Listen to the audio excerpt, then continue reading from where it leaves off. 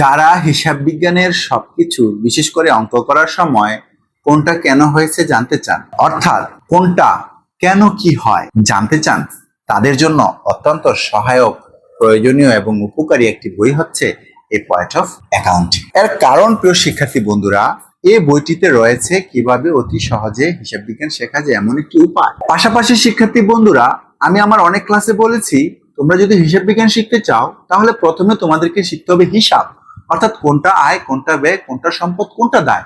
এই ব্যয় সম্পদ আয় দায় চিনার আলোড়ন সৃষ্টিকারী একটি টেকনিক বা কৌশল রয়েছে এই বইটিতে। এই বইটিতে প্রিয় শিক্ষার্থী বন্ধুগণ, আমি 21 লাইনের 7টি কবিতা দিয়ে প্রায় 1400 হিসাব খাতের কোনটি আয়, কোনটি ব্যয়, কোনটি সম্পদ ব্যাখ্যা করেছি। অর্থাৎ 7 কবিতা মাথায় থাকলে তুমি সব চিনতে পারবে, ব্যয় সম্পদ আয় দায়।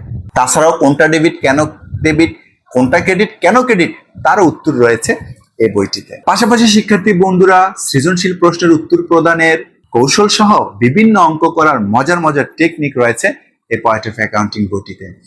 এই বইটি শিক্ষার্থী বন্ধুরা তোমাদেরকে একজন দক্ষ অভিজ্ঞ শিক্ষকের মতো তোমাদের মনে জমে থাকা হিসাব বিজ্ঞান বিষয়ক সকল প্রশ্নের উত্তর দিয়ে দিবে। সব প্রশ্নের উত্তর, সব কেনর উত্তর এই বইটিতে পাবে। এই জন্য একে অনেকে হিসাব বিজ্ঞানের ডিকশনারি বলে। তাই আর সময় নষ্ট না করে তোমরা আজই এই বইটি সংগ্রহ করো। আশা করি তোমাদের মনে জমে থাকা সকল প্রশ্নের উত্তর পেয়ে যাবে এই বইটিতে।